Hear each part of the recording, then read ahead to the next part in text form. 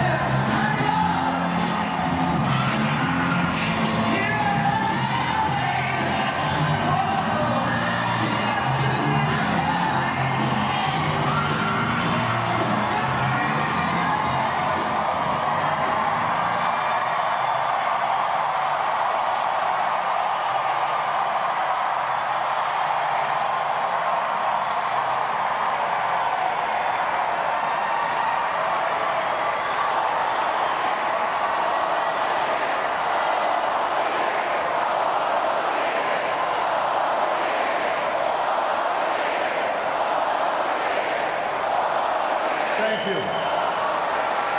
Thank you. Thank you so much. Tonight, more than 200 years after a former colony won the right to determine its own destiny, the task of perfecting our union moves forward.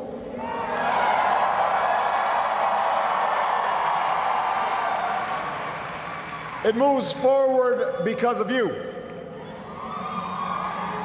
It moves forward because you reaffirmed the spirit that has triumphed over war and depression, the spirit that has lifted this country from the depths of despair to the great heights of hope, the belief that while each of us will pursue our own individual dreams, we are an American family and we rise or fall together as one nation and as one people.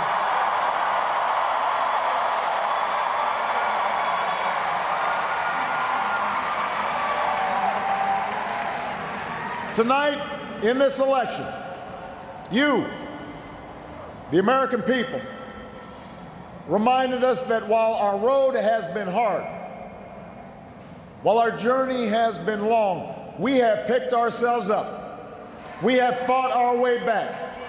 And we know in our hearts that for the United States of America, the best is yet to come.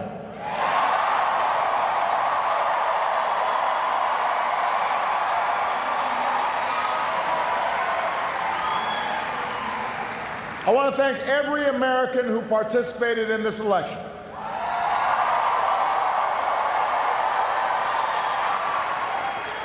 Whether you voted for the very first time or waited in line for a very long time, By the way, we have to fix that.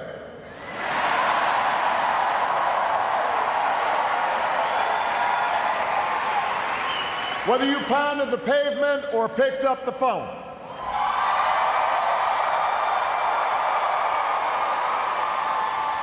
whether you held an Obama sign or a Romney sign, you made your voice heard, and you made a difference.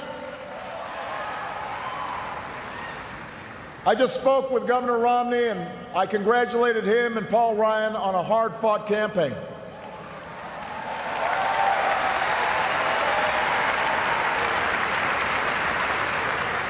We may have battled fiercely, but it's only because we love this country deeply, and we care so strongly about its future. From George to Lenore to their son Mitt, the Romney family has chosen to give back to America through public service, and that is a legacy that we honor and applaud tonight.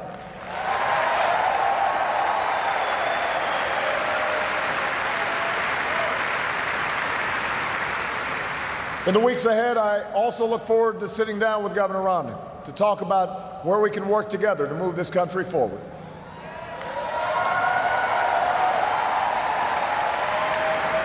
I want to thank my friend and partner of the last 4 years, America's happy warrior, the best vice president anybody could ever hope for, Joe Biden.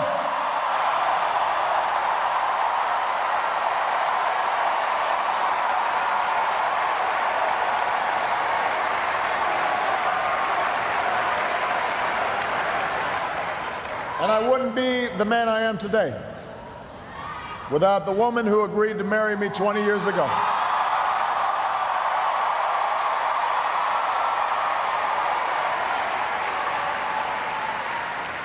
Let me say this publicly, Michelle, I have never loved you more. I have never been prouder to watch the rest of America fall in love with you too, as our nation's First Lady.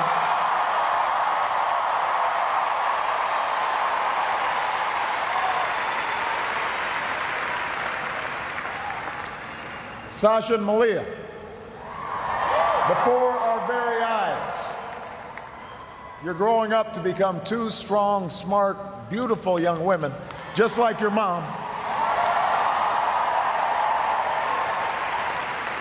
And I'm so proud of you guys. But I will say that for now, one dog's probably enough.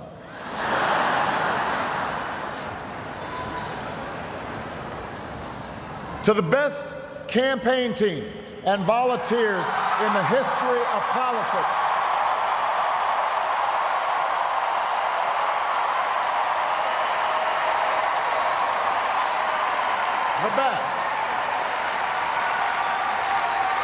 the best ever.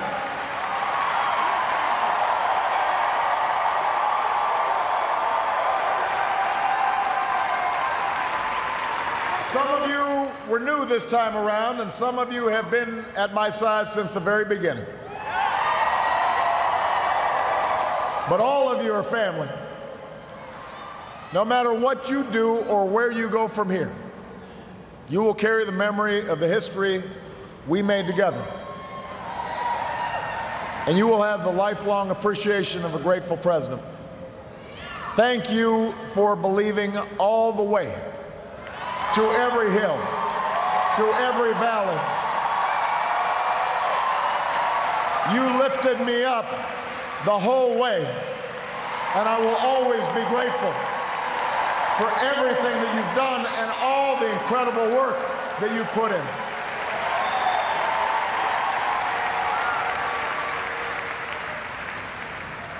I know that political campaigns can sometimes seem small, even silly. And that provides plenty of fodder for the cynics who tell us that politics is nothing more than a contest of egos or the domain of special interests. But if you ever get the chance to talk to folks who turned out at our rallies and crowded along a rope line in a high school gym, or saw folks working late at a campaign office in some tiny county far away from home, you'll discover something else. You'll hear the determination in the voice of a young field organizer who's working his way through college and wants to make sure every child has that same opportunity.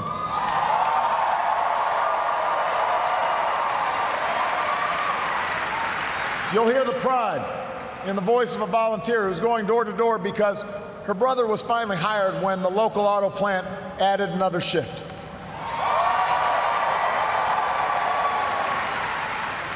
You'll hear the deep patriotism in the voice of a military spouse who's working the phones late at night to make sure that no one who fights for this country ever has to fight for a job or a roof over their head when they come home.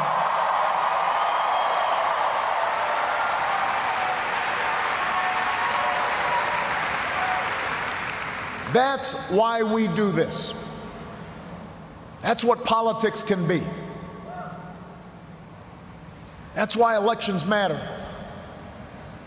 It's not small, it's big. It's important. Democracy in a nation of 300 million can be noisy and messy and complicated. We have our own opinions. Each of us has deeply held beliefs.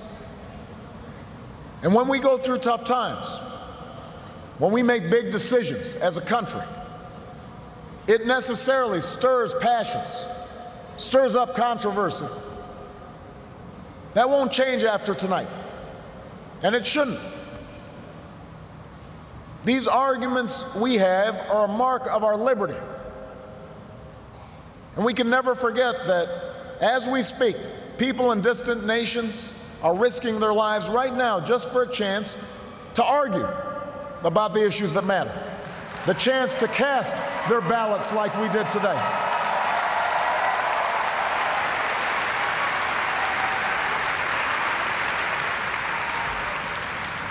But despite all our differences, most of us share certain hopes for America's future.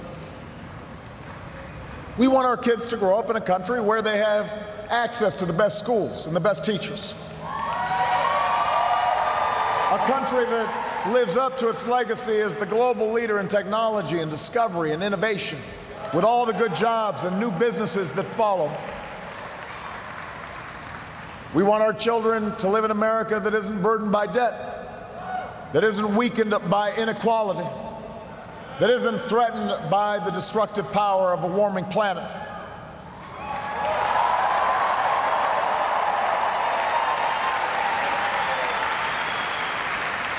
We want to pass on a country that's safe and respected and admired around the world.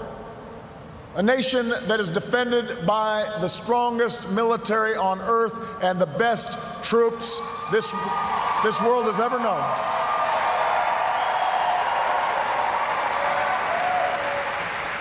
But also a country that moves with confidence beyond this time of war to shape a peace that is built on the promise of freedom and dignity for every human being.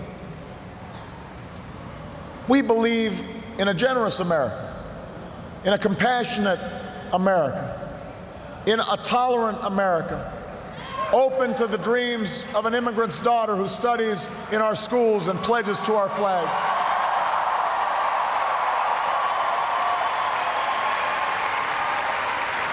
To the young boy on the south side of Chicago who sees a life beyond the nearest street corner.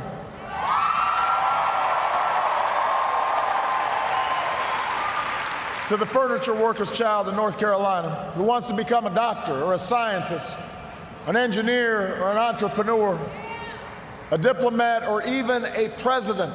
That's the future we hope for. That's the vision we share.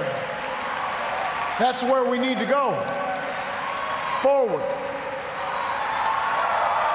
That's where we need to go. Now, we will disagree, sometimes fiercely, about how to get there.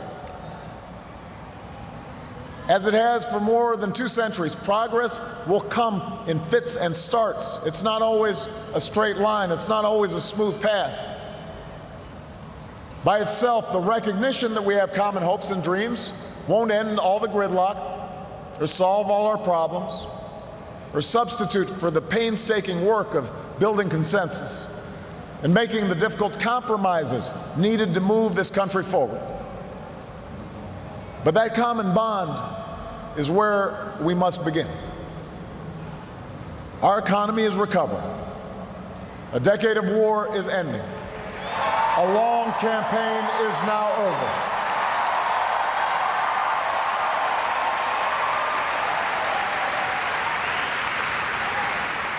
And whether I earned your vote or not, I have listened to you.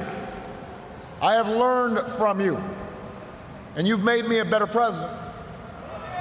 And with your stories and your struggles, I return to the White House more determined and more inspired than ever about the work there is to do and the future that lies ahead.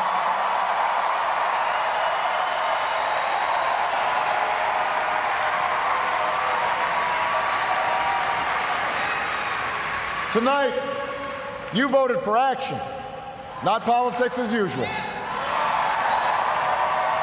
You elected us to focus on your jobs, not ours. And in the coming weeks and months, I am looking forward to reaching out and working with leaders of both parties to meet the challenges we can only solve together, reducing our deficit, reforming our tax code, fixing our immigration system, freeing ourselves from foreign oil. We've got more work to do.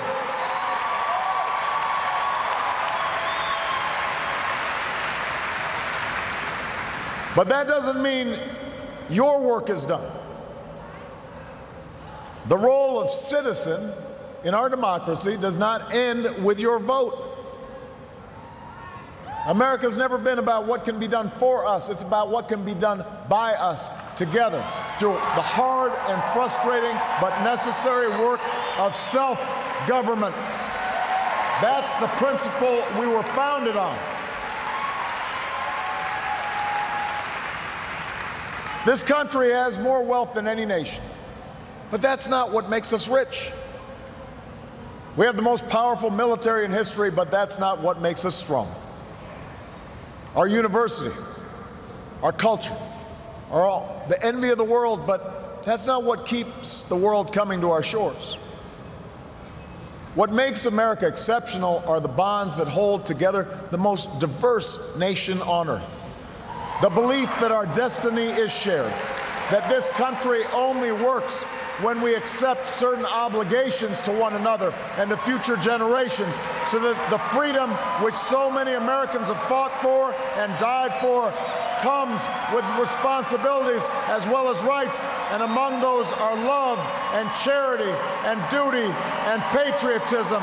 That's what makes America great.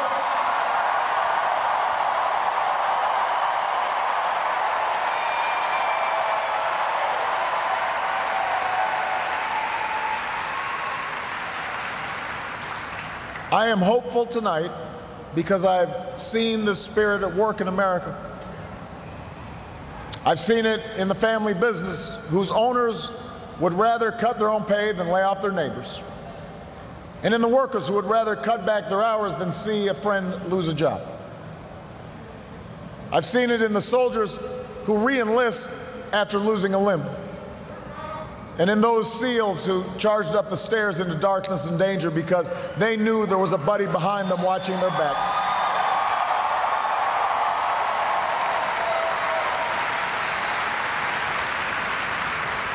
I've seen it on the shores of New Jersey and New York, where leaders from every party and level of government have swept aside their differences to help a community rebuild from the wreckage of a terrible storm.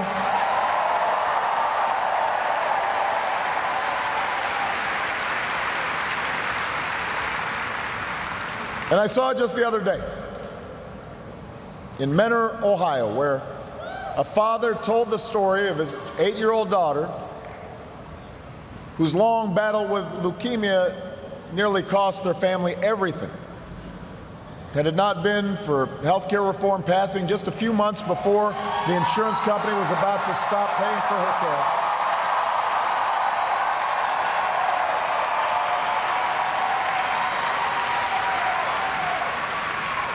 I had an opportunity to not just talk to the father, but meet this incredible daughter of his.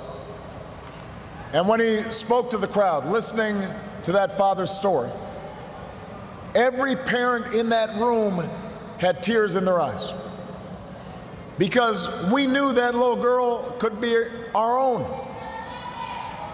And I know that every American wants her future to be just as bright.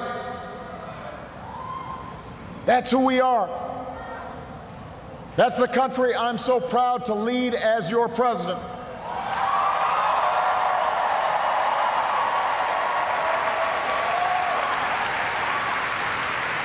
And tonight, despite all the hardship we've been through, despite all the frustrations of Washington, I've never been more hopeful about our future.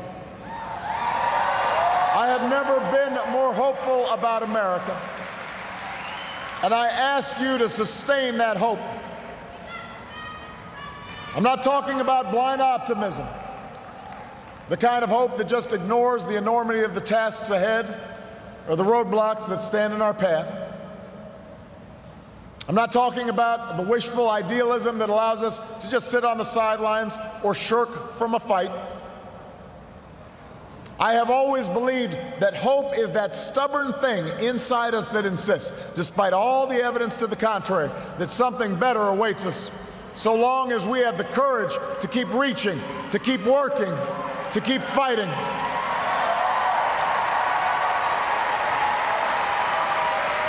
America, I believe we can build on the progress we've made and continue to fight for new jobs and new opportunity and new security for the middle class.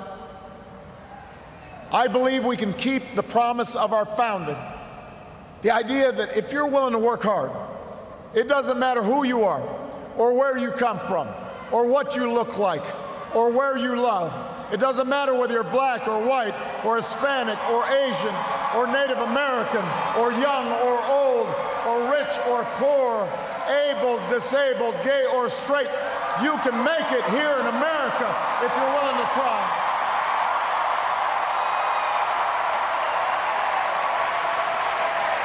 I believe we can seize this future together because we are not as divided as our politics suggests.